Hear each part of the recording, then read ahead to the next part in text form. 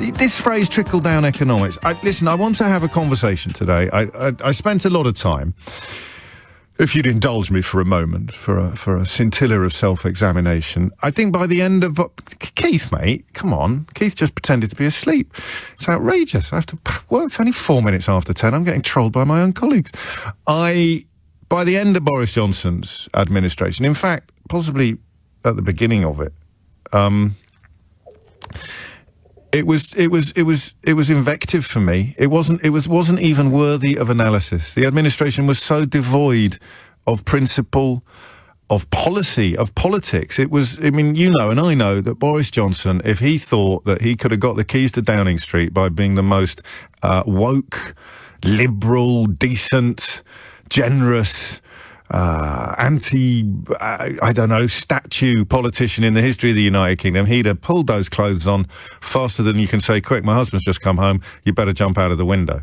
You know he would. He was an opportunist writ large. Sometimes opportunism can work, sometimes cometh the hour, cometh the opportunist. But the whole point about that administration was that it had no integrity at all, either on a personal level, as was evinced by the scandal after scandal after scandal after scandal, or on the political level, as was evinced by the U-turn after U-turn after U-turn after U-turn. That's not an opinion. That's just counting.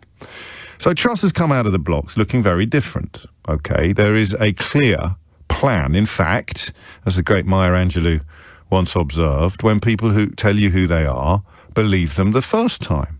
And she wrote that abysmal book with Kwasi Kwarteng and Chris Skidmore and the rest of them, describing you and me as being among the worst idlers in the world, which, well, in my case, there might be some mileage in that, but I know that there isn't in yours. And she has hitched her wagon, if you like, to these vampiric free market ideas punted by the secretly funded lobby groups masquerading as think tanks that populate so much of Westminster and so much of the British media.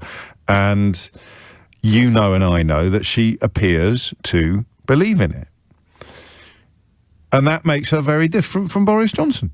I mean, it's very odd that she believes in it because everyone has the right to change their mind, but few people seem to have changed their minds quite as violently as Liz Truss over the years, from liberal to conservative, from Remainer to arch leaver.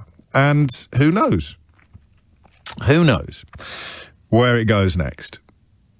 Except that I don't think there'll be U-turns in the style that there were with Boris Johnson. I think that she is genuinely of the view that by making the wealthiest people in society wealthier, you will improve the economy. The phrase that they use is when the tide rises, or this isn't the phrase that they use because I can't remember the exact words, but the idea that they convey, the idea that they subscribe to, is that when the tide rises, then everybody rises with it.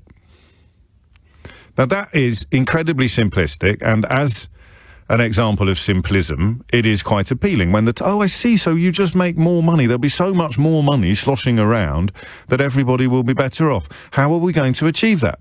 And then you come to the word trickle-down. I have to do something now, which I will almost certainly mess up. Just bear with me a bit while I arrange my technology in the studio, because there were 3 tweets in the last 24 hours that are almost unbelievable in their pertinence, in the way that they speak to each other and the way that they speak about so-called trickle-down economics. One, well, I'll run you through them, actually, in order. So, in descending order, so the later ones first. We'll start with this morning. The Guardian newspaper reports this morning, and this is after comments made by her in America, where she is at the moment. The Guardian reports under the headline, okay, ready for this? Liz Truss urges world leaders to follow UK with trickle-down economics. So this is a report that she will use her speech to the United Nations later today to argue for far-reaching tax reductions. Okay, so Liz Truss urges world leaders to follow UK with trickle-down economics. A rising tide lifts all boats. There we go. I knew it was pithier than I remembered. A rising tide lifts all boats was the phrase we were looking for. But here is Liz Truss urges world leaders to follow UK with trickle-down economics. And then Paul Brand over at ITV, picking up on an interview given by Gillian Keegan this morning, whose job temporarily eludes me. They change jobs so quickly at the moment in this Conservative Party that it's so hard to keep track. Theresa Coffey, last time I checked, was actually Secretary of State for Health. She's a Foreign Office Minister, Gillian Keegan. Did you look that up, or did you know that off the top of your head? Yeah, thank you. There is no way, said Gillian Keegan, that well-known Foreign Office Minister, earlier today, there is no way you could describe our approach as trickle-down economics. I'll just run you by that again. Liz Truss, Prime Minister, urges world leaders to follow UK with trickle-down economics. Gillian Keegan, Foreign Office Minister in Liz Truss's government, direct quote from this morning, the same morning that headline appeared, there is no way you could describe our approach as trickle-down economics. And now it gets, in many ways, even funnier, but not in a way that is likely to make you laugh, because Joe Biden, in the last 24 hours, has tweeted the following. And in fact, this was such a bold statement. That's not quite right. It was such an emphatic statement that I thought at first it might be fake. I thought at first it might be a tweet that hadn't actually been written by the president, but had been not put together through a sense of mischief necessarily, but just sort of exaggerating the political point. Because you rarely see this level of emphaticness from Joe Biden's White House. He wrote, or whoever writes his tweets wrote, I am sick and tired of trickle-down economics. It has never worked. We're building an economy from the bottom up and the middle out, excuse me. So, I mean, can you think of three tweets more at odds with each other than those three tweets? A minister in Liz Truss's government stating that their policies are not trickle-down economics. Liz Truss apparently comfortable with the idea, so comfortable with the idea that they are trickle-down economics, she's about to try to urge the rest of the world to adopt similar policies. And the most powerful man in the world, Joe Biden, whose economy is performing a hell of a lot better than ours at the moment, describes himself as being sick and tired of trickle-down economics. It has never worked. So where the hell do the rest of us fit in to this scenario? Well, let's find out. Okay, it's 11 minutes after 10 and my phone lines are open. 0345 6060 973. Quick shout to Julian, who says, hi, James, I could tell you a joke about trickle-down economics, but you probably wouldn't get it. Just think about it for a minute, all right? So here is the idea behind trickle-down economics. Tax cuts benefit those who pay the most tax. The more tax you pay, the more you benefit from a tax cut. This is not complicated. This is not rocket science, right? So the thinking is behind it that if people who have already got the most money have even more money to spend, then that money will make its way into the pockets of the people with the least money. I think it's a pretty disgusting ideology. For two reasons. Number one, it doesn't work, but number two, it sells an almighty lie. It sells a lie that policies designed to enrich the richest are somehow actually designed to help the poorest. Now, if you could prove to me that that were true, I'd have to undertake a Johnson-esque U-turn on my positioning. But, for example, stamp duty cuts that are coming, that will benefit people who can afford to buy homes. It will see more movement in a housing market that's already massively inflated and therefore will do absolutely nothing for people who are struggling to get onto the housing ladder. Spending large amounts of public money on building social housing that would then subsequently pay for itself would be a progressive policy. Helping homeowners buy more houses or do more deals seems to me to be almost incomprehensible if you are seriously trying to help a lot of people. Which leads me to the question that will underpin the first hour of this morning's programme. What is this designed to do? What I mean, the reason I mentioned Johnson's absence of integrity and policy at the beginning of this introduction was simply because we are going to talk about Liz Truss differently from how we talked about Boris Johnson. It's the difference between somebody with no plan and somebody with what may prove to be a diabolical plan. Trickle-down economics seems to me to be fundamentally and fatally flawed for one very, very simple reason. The more money you've got, the less likely you are to spend it. My tax cuts, because I'm going to get very well looked after as a top-rate taxpayer. I'll be very, very well looked after by any tax cuts that Liz Truss introduces, are almost certainly going to stay in my savings account. If I was already living hand to mouth, if I was already finishing each month with a little bit less than was coming in, any money that made its way into my bank account would go straight back into the economy. This is just one simplistic and very personal, very subjective perspective on the issue. The idea that you can improve the lot of everybody by improving deliberately and specifically the lot of the best off, the lot of the wealthiest, the lot of the richest, seems to me to be actually disgusting. I'm a Catholic by birth, or not by birth, by baptism, which means I've been raised very much in the Christian tradition. And that seems to me to be completely at odds. And here's not a phrase you'll hear from me very often.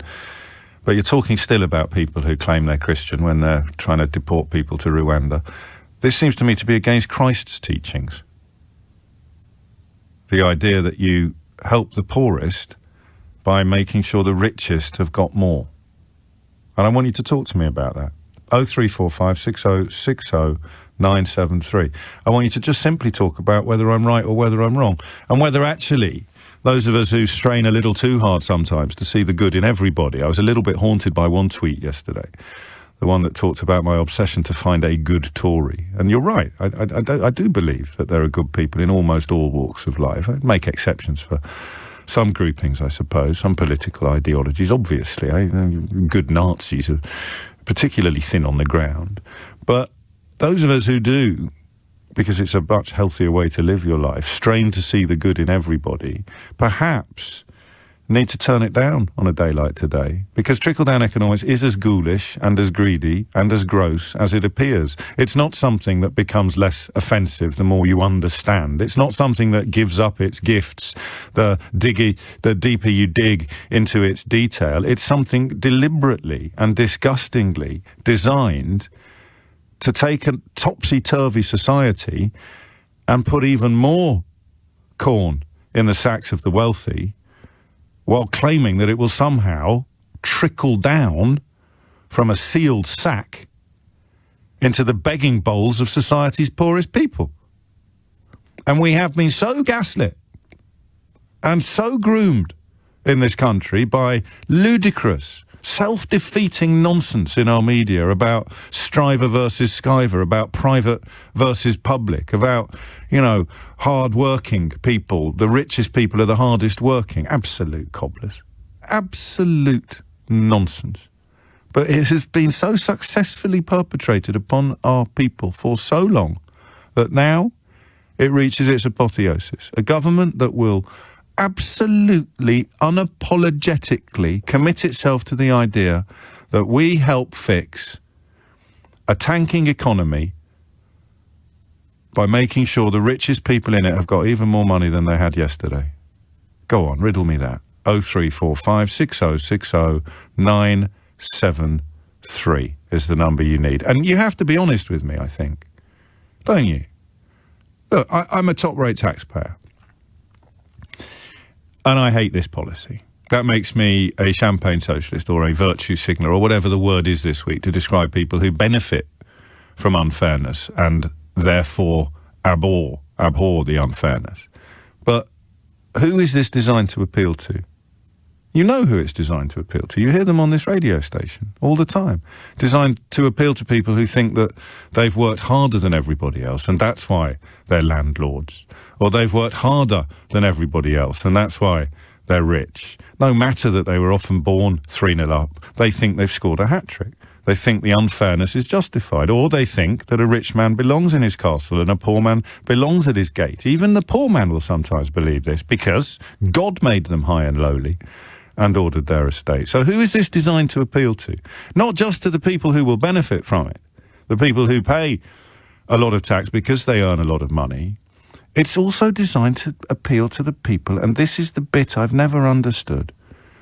It will also appeal to the people who will never, ever get a piece of the action. The temporarily frustrated millionaires, as John Steinbeck called them. The people who will always be on the wrong side of Easy Street, but who want the people on the right side of Easy Street to get all the breaks and all the tax cuts and all the bonuses and all the benefits, because one day one day I could be on the right side of unfairness. And those are the people, I think, that fascinate me the most. Someone asked me the other day, what did you talk about before Brexit and Boris Johnson? And I struggled to remember. But if you did listen to the programme back in those days, you'd have heard that Steinbeck quote 1,000 times. There was no such thing as poverty in Dust Bowl era America, just temporarily frustrated millionaires. The people who support and sustain epic inequality, a huge unfairness, a fetishization of wealth, despite not having any. That's who Liz Truss is going after. I wonder whether at this point in our economic cycle and our national history, I wonder whether it will work this time. What do you think? What do you think about a policy that is designed to further enrich the richest members of our society, but is being sold to you as a way to help the poorest? Give me a call. Go on. Especially if you've never phoned me before. I'd love to hear some fresh angles on this, some new voices. Sue in Hales Owen kicks us off quite nicely. Hi, James. Those who say on a rising tide all boats float don't know how tides work. Beautifully put, Sue. When there is a high tide in one part of the world, it's low in another part. We can't all get rich without others suffering. It's just Tories lining the pockets of their chums. Is it? And is it essentially that old Steinbeck analysis, that old line about here's a really unfair system. It can only be supported.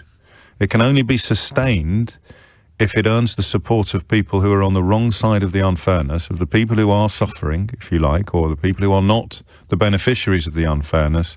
And the way you do that is by talking about aspiration and talking about ambition and all that sort of thing, and denigrating the British workforce for being lazy, as Liz Truss has form for doing, because that way all the people on the wrong side of the unfairness think that one day they might be on the right side of it. So whatever you do, don't change the system to make it any fairer. 23 minutes after 10 is the time. That number once again, 0345 60 60 973. We'll get stuck into the calls imminently. I agree with you.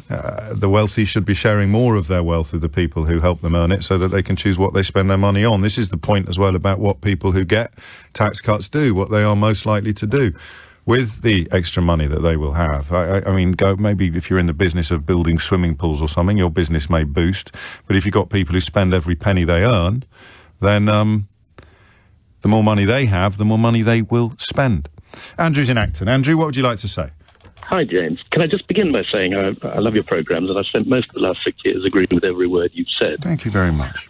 I believe there are tablets you can take for that, and I sense that there is a big but coming. There is a big but there. But I don't agree with what you're saying this morning. Okay. And let me try and... Because I think you're not really putting forward, in order to knock down, the real point about what you described as trickle-down economics. Okay. And which I think is more fairly described as a belief in the virtue of low tax. Well, that would be supply side. Well, can I come on to yes, no, of course you can. But a lower tax burden at the top end is trickle down, whereas lower taxes overall is supply side theory, isn't it? Well, I'm talking about lower taxes overall, and including for top-rate taxpayers. Yeah. And let me just put forward what I think are the two benefits of that. Because one, I think there's good evidence that when you reduce top rate of tax, you increase tax take. In other words, the government gets more revenue in a given situation from tax when it reduces the top rate. Why? I think a number of reasons, but an important one is that people who are subject to a high rate of tax will invest time and effort and energy in finding ways legally to avoid paying so much tax. Is this not the Laffer curve that we're talking about? Yes, it is the Laffer curve. Which peaks, doesn't it? Well, there comes a point, yes. I mean, obviously, if you reduce the tax take to zero, you're not going to increase. And no doubt there is, but and you can argue about where it comes. But I think that it's perfectly respectable and can't be criticised as anti-Christian to follow a policy which has as part of its reasoning that the effect of of reducing the higher rates of tax is to assist everybody by increasing the overall amount of revenue. But Liz Truss has explicitly stated that this will help the richest people more than it helps everybody else. Well, it may help. No, them not in the may. sense She's that- explicitly stated not only that it will, but that she thinks that is fair. No, but sorry, let me answer the point. Of course. It may well have the effect of helping them more in the sense that it reduces their tax bill more if you compare what they pay on the lower rate as against what they would have paid on the higher rate, and then you do the same comparison with somebody at a lower rate. Yes, of course, it will reduce their tax bill more, and in that sense will help them more.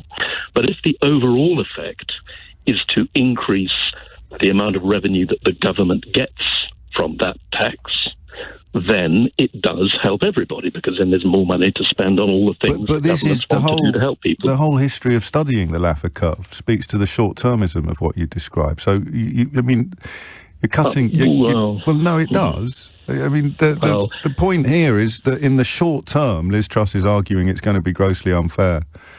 I use the word grossly. It's going to help the people with the most, and the people with the least. You're arguing that actually in the long term will somehow see the people at the bottom of the pyramid showered with riches from above. It doesn't work like that. And she's cutting taxes. She's not seeking to raise more money in taxes. She's cutting public spending, even as she introduces these economic policies. These are not the actions of a Prime Minister who's seeking to find more money to spend on public services. Or on anything paid for by taxes. James, I don't think that's right. Oh, come on. She campaigned on it. She campaigned on it. No. Wait. She is actually about to announce a massive public spending programme in terms of the subsidy for energy prices. Which they're doing through a written statement so that it can't be questioned and can't be scrutinised and can't be examined in Parliament, and which will leave British businesses considerably less protected than a lot of their foreign rivals. Well, all of those may be valid points to make, but on the other hand, but James, Andrew, yes, they do not rebut the point that she is in fact, over the next 6 months, going to be embarking on a massive public spending programme. Well, in the same way that the furlough... You can't just say she's simultaneously... I can tell you what she campaigned for. She thinks that we spend too much on public services. She cannot avoid the energy bills crisis, the energy cost crisis. She cannot sit there watching business after business after business go under any more than Rishi Sunak, who is ideologically pretty similar to Liz Truss on this, could have done so during furlough. These are not ideological decisions. It's a bit like saying that somebody who thinks we spend too much money on fire extinguishers is going to use a fire extinguisher when their house is on fire. She is not a fan of public spending. These are emergency measures designed to address emergency circumstances. You know this. I don't need to explain this to you. Well, again, what else has she said recently? She wants to spend, again, 2.3 billion to support Ukraine. So she's not against public spending. I think she probably is. She probably is. Okay. As it were, against the idea of helping the poorest people of the UK, which you're here to explain Liz Truss's intention to help the poorest people of the UK by actually helping the richest people, and we've already reached Ukraine, Andrew. That was pretty quick. Even an actual official Tory would struggle to have moved that quickly to Ukraine as an attempt to justify British economic policies designed to help the richest people in our society. But James, what I'm actually you have now reached the news, old boy. All right. Well, anyway, I think you're setting up an Aunt Sally, James, is my final point. Well, you've had a fair crack at trying to prove that, Andrew. Well, maybe we need a little more time. But I think you've had plenty. If trickle-down economics works, then railway bosses would be rewarding rail workers with decent pay awards rather than keeping all the profits, says Mike. I mean, listen, we must all be cautious of oversimplifying issues. But, yeah, I mean, you look at the water companies, the railway companies, you look at dividends paid, the idea that somehow, by magic, letting the richest people in society accrue even more wealth will benefit everybody doesn't really wash, either ideologically, economically, or morally for me. But politically it does, and that fascinates me. You will have people on the wrong end of this who would argue that I think it's great that my boss is going to get a tax cut because I'll be better off as a result. Pardon? And even if you were to subscribe to the theories of the Laffer curve, you would also then have to factor in a Prime Minister who has campaigned on lower public spending, a Prime Minister who's filled her inner circle with former employees of the laughably named Institute of Economic Affairs. I think there's probably some Taxpayers Alliance people knocking around in there as well. These are outfits absolutely dedicated to reductions in public spending. So any argument that you're going to increase the amount of money available for spending by doing this is hold below the waterline before it's even set sail. And speaking of hold below the waterline, that issue of the tide rises and takes all boats with it. Quite a few of you have pointed out, not if your boat's already sinking. Tom's in Colchester. Tom, what would you like to say? Oh, hi, James.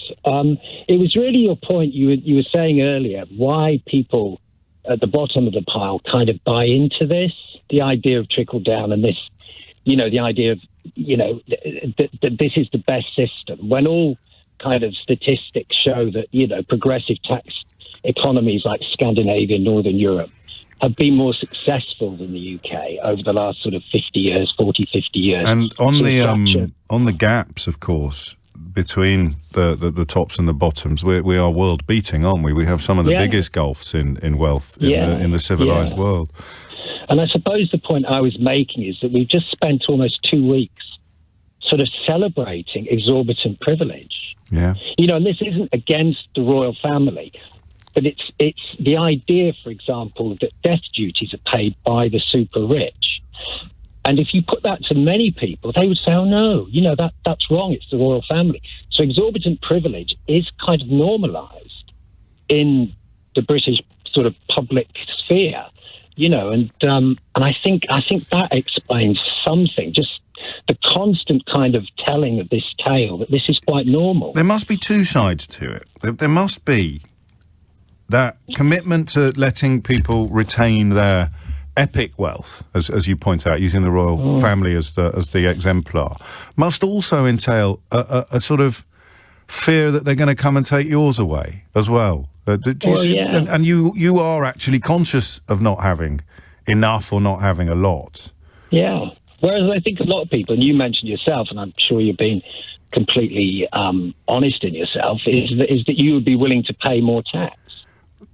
Yes, but as long as everybody else is. I just want to nip in the bud immediately to say, well, if you're not happy with it, why don't you give it to charity then? I mean, that is the polar opposite of what a society is supposed to do. But that's the idea that somebody who says that is immediately leapt on as like a champagne socialist. Yes, precisely. And that's deliberate as well. That's part of the ecosystem as well. This idea that, I mean, you do, I don't want to sound like a conspiracy theorist, but you do sometimes marvel at how far-reaching it is. You turn on programs presented by good people and they've got someone on from one of these dodgy outfits shilling on behalf of vested interest without telling you who pays their wages. The BBC is full of them. Yeah, I mean, the think tanks are amazing. March them into Downing Street, and it actually changes whatever the economic equivalent of the Overton window is. You start talking about this stuff as if you can't go back to a Scandinavian model or something like that. It's weird, even when they're so much more successful. Yeah. And, I'm not saying that Scandinavia is perfect. Of course it's not. Model. Obviously not. But nevertheless, what you see is that actually that tax burden does not affect the economic success. In fact, it even appears to be the other way, because obviously with more money in their pockets, people go out and spend and the economy becomes more... So who does it appeal to then? I mean, this idea that we're going to give tax cuts to people who earn 5 times more than you do. And you might get a tax cut as well, although, of course, the less you earn, the less likely you are to be paying tax in the first place. Why would they go good for James? Go to those think tanks, see who they're representing. They're representing very specific... But they think it's going to win votes as well, not just donations. It does win votes. And there is the mystery of 20th century and 21st century British politics. It's media, isn't it? And, I guess and the messages. Yeah, the messages that are constantly told, So it's hardly surprising that people believe it. They're told it constantly. And as I say, the royal family, and this isn't an attack on the royal family, but that celebration of exorbitant privilege is part of our culture. Yeah. so deeply ingrained. I think, and you know, even I'm a bit gaslit now into feeling mildly uncomfortable at any criticism of what's just gone on in this country, but that's me being a bit silly. I think that's me being a victim of that phenomenon I described at the very beginning of this process of a country that is in thrall to bullies. Everyone's terrified of saying something that might get them bullied into oblivion. But yeah, you're absolutely right. The pageantry, beautiful though it is in some senses, is the biggest illustration of epic inequality and unearned wealth that you will see in your lifetime. And it is a mystery that so many people are not just comfortable with it, but committed to it while facing ever-increasing economic travails themselves. But I don't think it's an accident. Nick's in Harrow. Nick, what would you like to say? Hi, James. Hello. So I just some thoughts on this. I mean, I think the principle, and it's an ideological principle that Thatcherites love, and it was probably the right thing to do in the 70s into the 80s, because at the time, the share of labour versus profits was sort of equal. Yeah. We had marginal rates of taxation of 90% or something like that at one stage for the wealthiest, and it was too much the other way. And I think the idea is, if you cut taxes for the richest people, they will have more money to invest, not so much spend, but they'll have more capital available to invest and be entrepreneurial, open up businesses. I think you're right. I think that is the theory. I think that's the theory. But it's not apt right now. No. The share of profits or capital to labour as part of our wealth is out of proportion. We've never been this extreme. And I think it's the wrong recipe right now, but politically and ideologically it appeals to Thatcherites, and that's what she's trying to be. And there's something, isn't there, about the simplicity of it that you can see appealing to, I'm going to be a tiny bit rude, appealing to mediocre intellect, as in you want to be able to get your teeth into it, you want a hook upon which you can hang your hat, and as long as you don't dig too deeply into it, as long as you don't do what you've just done and point out the difference between an economy where the top rate of tax is 90% and an economy where the top rate of tax is 40 or 45%, because that automatically means you're talking about two completely different universes. If you just stick your fingers in your ears a bit, you think you've got something that works because it worked in that context, and you can just about persuade yourself and others that it will therefore work in a completely different context, as long as you don't spend too much time pointing out how different the contexts are. Yes, and politically it worked then as well. I think that's the key. And so politically you can work now. And if you were, and don't forget, Thatcher's policies did work from a macro perspective. Our numbers are bigger. The overall numbers are bigger. Growth. It's how the share, growth, and yes, even wealth, but the share of the pie isn't as fair as it was. And there it is. There it is. The pie is getting bigger, therefore everyone is benefiting, but your slice is exactly the same as it was before, or arguably even smaller. And there is the final bit of the jigsaw, isn't it? You can point to, because I don't think the pie is going to get bigger under these policies for the reasons that you've just described. But if it does, it justifies the policies, even though the average slice is going to have stayed exactly the same size. But potentially, I mean, like when you cut interest rates, you're preserving the pie for everyone. But it's down to the government to make sure that the benefits of cutting interest rates is equitably sliced up in the country. Unfortunately, we went the other route. We cut interest rates, the pie got bigger, and then we went down the road of austerity, the other side.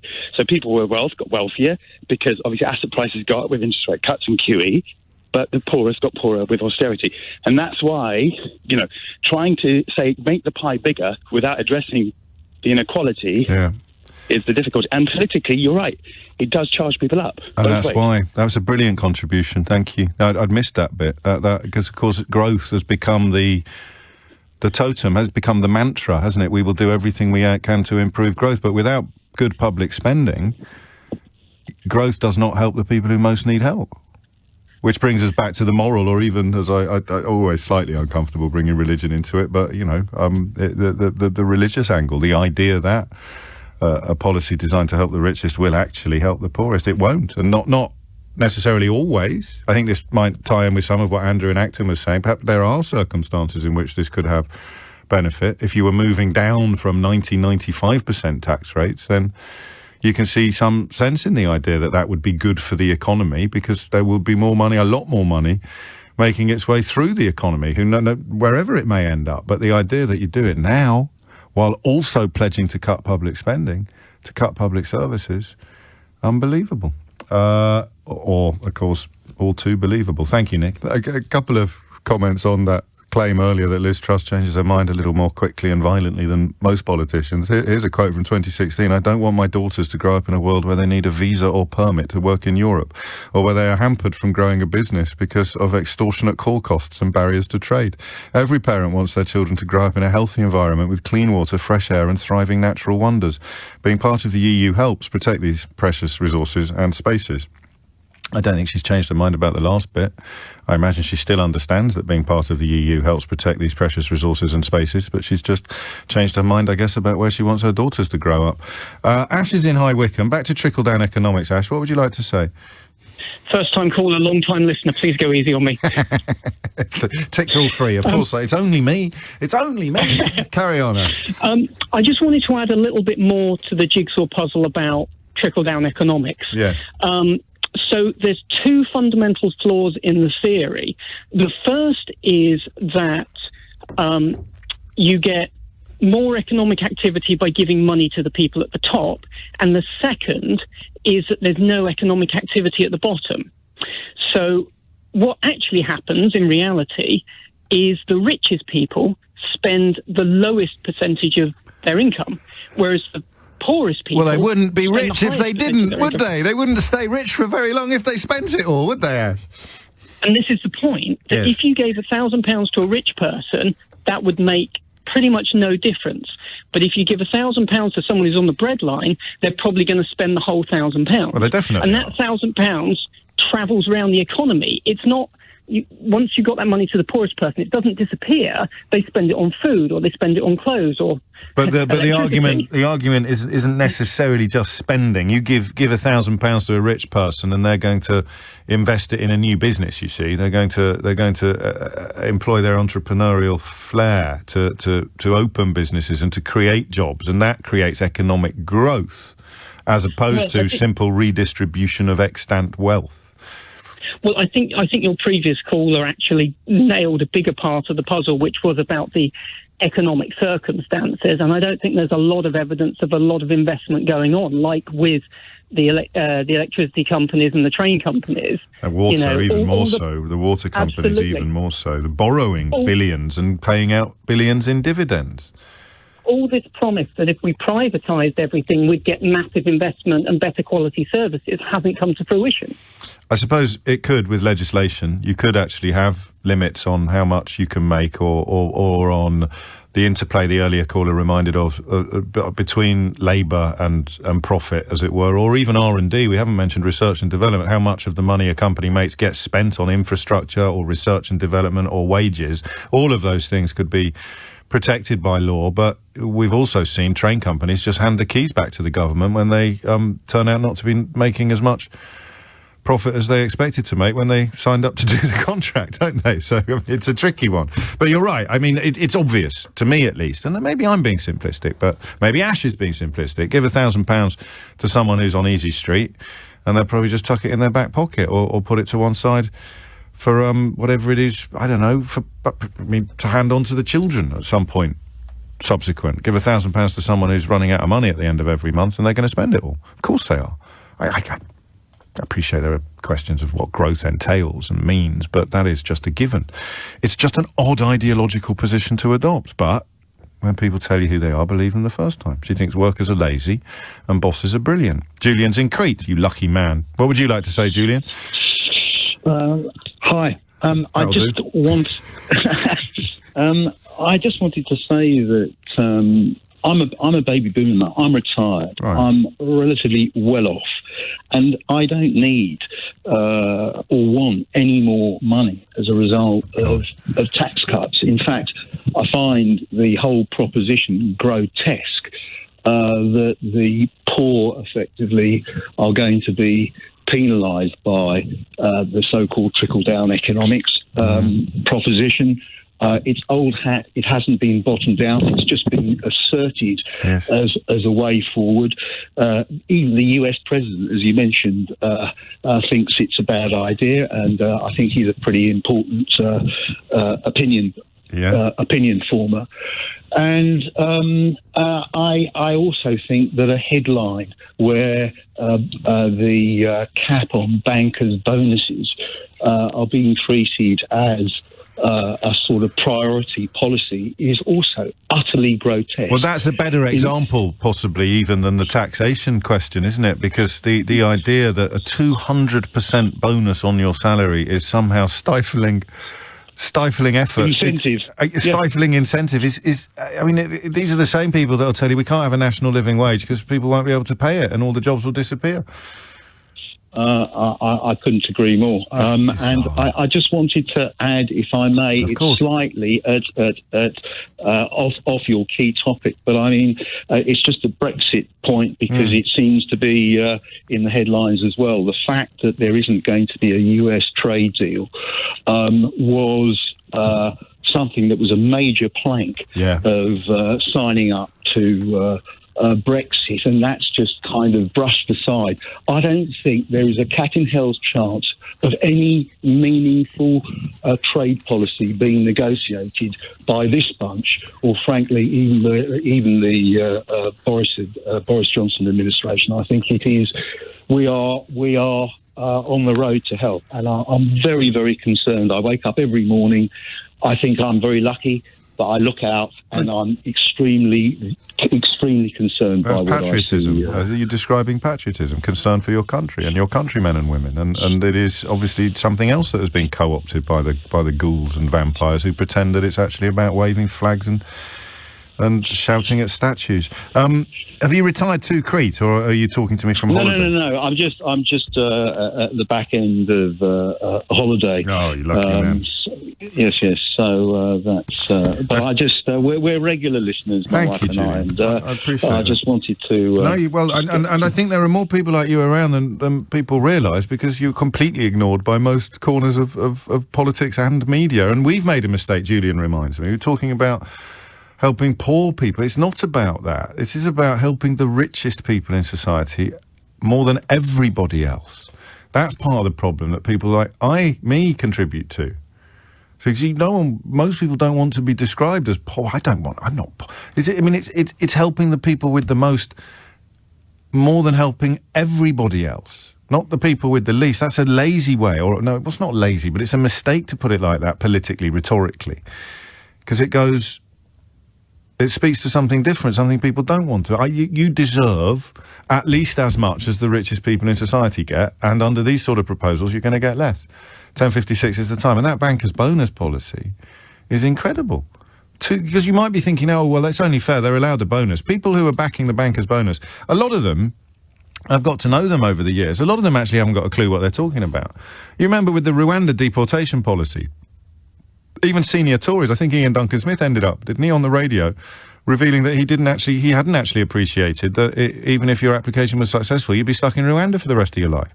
He presumed they were processing it there, and if it was successful, you could come and live here. So he's touring the studios, the arrogance coupled with the ignorance of these people, touring the studios, defending a policy he hasn't even got the first understanding of, known in the trade, I believe, as doing a bridging. And then you've got the equivalent with these bankers' bonuses. I've heard people having conversations about bankers' bonuses who seem to think that they've been banned. Bankers don't get bonuses. The cap on bankers' bonuses stands at twice your salary. So you get your salary, then you get it again, and then you get it again. But that's restrictive and unfair, and they need to be able to get it again and again and again and again. Otherwise, I don't know, all the jobs are going to go to America. 10:57 is the time. Tim's in Belfast. Tim, what would you like to say? Hi, James. I feel it's about time that there's a bit of an opening up of what exactly is going on. And this isn't an economic policy at all. It's an ideological social policy. I think you're right. Built on the back of it. All this information is available if people go to Jane Mayer's Dark Money or Kurt Anderson's Evil Geniuses. Okay. I'm always slightly wary of citations that haven't been. That I'm not fully across. I mean, they're just to put it in your own words. Do it in your own words. I'm sure you're perfectly articulate. What we have now is people within Number 10 who have been funded by the Koch family in America. They have worked for think tanks. We have think tanks in the UK that nobody knows who funds them, and those people are now working in Number 10.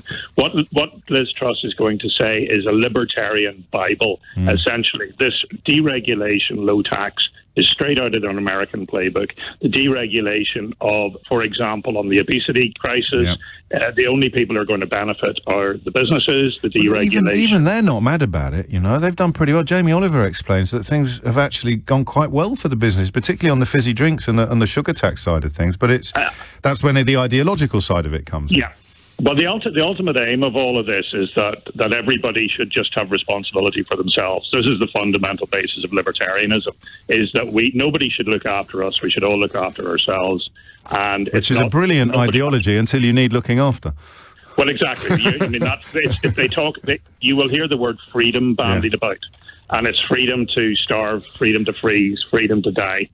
Or freedom to fill your face with really unhealthy products to the point of becoming a walking diabetes advert. But don't mention that these companies selling those products are spending billions and billions of pounds on advertising, while the public health promotions and NHS are getting nothing to promote the benefits of a healthier lifestyle. I sense you might be quite new to this programme, Tim.